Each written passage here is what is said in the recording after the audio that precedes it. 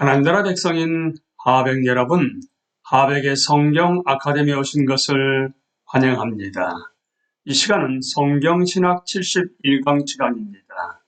함께 나눌 주제는 성경의 큰 그림 가운데 부분적인 하나님 나라입니다. 우리는 지난 시간에 이어서 이 시간에는 하나님의 다스림과 복에 대해서 함께 나누겠습니다. 약속, 내가 내게 복을 주어. 부분적 성취, 우리에게는 권위의 부정적 태도를 취하고 권위란 언제나 억압적이라고 추정하는 경향이 있습니다. 그러나 하나님의 권세 아래에 있는 것은 전혀 부정적이지 않습니다. 성경에서 하나님의 다스림을 받는 것은 하나님의 복을 누리는 것과 같습니다. 아담과 하와가 선악을 알게 하는 나무의 열매를 먹지 말라는 하나님의 명령에 순종했을 때 이들은 최고의 삶을 알았습니다. 이들은 에덴 동산에서 자신들이 창조자와의 관계를 그분의 임재 가운데서 누렸습니다. 하나님의 법은 이들에게 유익을 주기 위한 것이었습니다. 이들은 하나님의 법에 단 한 번 불순종함으로써 하나님의 저주에 직면했고 그분의 임재에서 추방되었습니다. 하나님은 더 이상 자신에게 반역한 자들 사이에 계속 거하실 수 없습니다. 따라서 이스라엘이 하나님의 복을 알려면 하나님의 다스림을 받는 자리로 돌아가야 합니다. 그럴 때야 이스라엘은 하나님과의 관계를 누리고 자신들과 함께 하시는 하나님의 임재를 알 수 있을 것입니다. 하나님의 법을 거부하는 것이 죽음과 저주, 그러니까 하나님으로부터 분리를 가져온다면 이 법의 회복은 생명과 복, 그러니까 하나님이 다시 가까이 이끄시는 관계를 가능하게 합니다. 그러므로 복에 대한 약속은 주로 이스라엘 역사의 이 시기의 두 방식으로 성취됩니다. 신의 산 하나님이 율법을 주심으로써 그리고 성막에서 자신의 백성과 함께 하시는 하나님의 임재를 통해서요. 하나님의 율법은 하나님이 신의 산에서 주셨습니다. 율법은 하나님과 바른 관계를 갖는 수단으로 활용하라고 주신 것이 아닙니다. 이스라엘은 이미 하나님의 은혜를 통해 하나님의 백성이 되었습니다. 하나님이 십계명 서문에서 이 진리를 이스라엘에게 상기시킵니다. 하나님은 자신의 율법을 말씀하시기 전에 먼저 이렇게 말씀하십니다.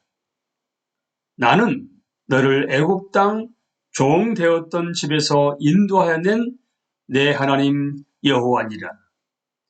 이스라엘의 율법을 받기 전에 하나님이 이들을 구속하십니다. 이스라엘의 순종은 하나님의 구원을 얻어내려는 필사적 시도가 아닙니다. 이들의 순종은 하나님이 이미 이들을 위해 성취하신 구원에 대한 반응입니다. 그러나 율법에 순종하는 것이 하나님의 언약 백성이 되는 길이 아니더라도 언약 안에서 복을 누리려면 율법에 순종해야 합니다. 하나님은 자신의 백성에게 복을 주시겠다고 약속하십니다. 이에 상응해 이들은 하나님에게 순종해야 합니다. 너희가 내 말을 잘 듣고 내 언약을 지키면 너희는 모든 민족 중에서 내 소유가 되겠고. 성경이 말하는 하나님의 율법은 우리의 죄를 드러냅니다. 그러므로 율법의 행위로 그의 앞에 의롭다 하심을 얻을 육체가 없나니 율법으로 죄를 깨달음이니라. 율법은 우리의 구원자를 드러냅니다. 우리는 율법 아래에 매인바되고 계시될 믿음의 덕까지 갖췄느니라. 이같이 율법이 우리를 그리스도께로 인도하는 초등교사가 되어 율법의 역할은 그리스도를 맞도록 우리를 준비시키는 것이었습니다. 율법은 우리로 하여금 우리의 죄를 깨닫게 하고 우리에게 예수님이라는 구원자가 필요하다는 것을 알도록 우리를 돕습니다. 예수님은 늘 율법에 순종하셨는데도 다른 사람들 대신 율법을 어긴 벌을 받으셨습니다. 그리스도께서 우리를 위하여 저주를 받은 바 되사 율법의 저주의 소리를 속량하셨으니 율법은 하나님의 기준을 드러냅니다. 율법은 우리로 우리의 죄와 우리의 구원자를 향하게 할 뿐만 아니라 하나님이 우리가 어떻게 살기를 원하시는지도 들려줍니다.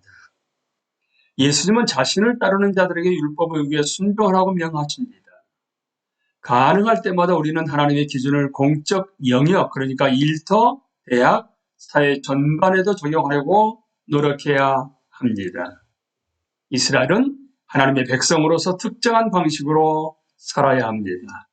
조지 6세가 어렸을 때 그의 어머니 메리 여왕은 공적 행사 전에 아들에게 자주 이런 말을 상기시켰습니다. 어팁, 내가 누군지 절대 잊지 말아라. 그는 왕자였고 그에 걸맞게 행동해야 했습니다. 이와 비슷하게 하나님의 소유로 구분된 하나님의 거룩한 나라는 거룩한 하나님의 성품을 반영해야 합니다. 하나님은 이들에게 내가 거룩하니 너희도 거룩하게 하고라고 말씀하십니다. 율법은 이들에게 이것이 실제로 무슨 의미인지 가르치기 위해 주신 것입니다. 예수님은 율법의 모든 계명이 두 가지 원칙에 근거한다고 말씀하셨습니다. 내 마음을 다하고 목숨을 다하고 뜻을 다하여 주 너의 하나님을 사랑하라. 내 이웃을 내 자신같이 사랑하라. 하나님의 임재, 이제 하나님의 백성이 다시 하나님의 다스림을 받게 되었으므로 하나님의 임재를 누릴 수 있습니다. 구속의 목적은 관계입니다. 하나님은 모세에게 성막, 곧 이스라엘이 약속의 땅을 향해 나아갈 때 그들 가운데서 자신의 임재가 집중되는 천막을 어떻게 지어야 하는지 알려주십니다. 성막은 뜰과 천막으로 구성되는데 천막은 다시 성소와 지성소로 나뉩니다. 성소에는 진설병, 그러니까 임재방 12덩이를 차려놓은 상이 하나 있습니다. 이것은 이스라엘에게 하나님이 이들의 모든 필요를 채우시라는 것을 상기시킵니다. 진설병 상과 나란히 금촛대와 분향단이 놓여 있습니다. 금촛대는 이스라엘이 해를 당하지 않도록 하나님이 이들을 지속적으로 지키신다는 것을 상징하고, 분향단은 하나님이 가까이 계신다는 느낌을 주는데 목적이 있습니다. 휘장이 지성소 입구에 드리워져 있습니다. 지성소에 있는 것은 하나뿐입니다. 바로 법궤입니다. 진설병 상이 하나님의 공급을 말하고 금촛대가 하나님의 보호를 말한다면 법궤는 바로 하나님의 임재를 말합니다. 법궤는 길이가 130cm, 폭과 넓이가 각각 60cm 정도 되는 상자입니다. 법궤 안에는 하나님이 십계명을 새긴 돌판이 있습니다. 법궤 위에는 뚜껑이 있는데 시운자 또는 속죄소라 불립니다. 뚜껑 양쪽 끝에 그룹의 형상이 있습니다. 그룹이 뚜껑 위에 수평으로 날개를 펴서 보이지 않는 하나님의 보좌를 형성합니다. 하나님이 모세에게 말씀하십니다. 거기서 내가 너와 만나고 속죄소 위 곧 증거교 위에 있는 두 그룹 사이에서 내가 이스라엘 자손을 위하여 내게 명령할 모든 일을 내게 이루리라. 하나님의 영광이 성막을 채우고 이스라엘과 함께합니다. 하나님이 다시 자신의 백성 가운데 계십니다. 제사, 자신의 백성과 함께하신 하나님의 임재는 놀랍지만 문제를 하나 일으킵니다.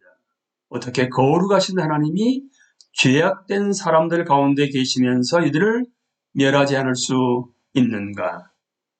처음부터 이스라엘은 하나님의 율법을 지킬 수 없었고 그 결과 하나님의 심판을 받아 마땅했습니다. 제사 제도는 이 문제를 해결하기 위한 것입니다. 제사는 백성의 죄를 위해 매일 성막에서 드려집니다.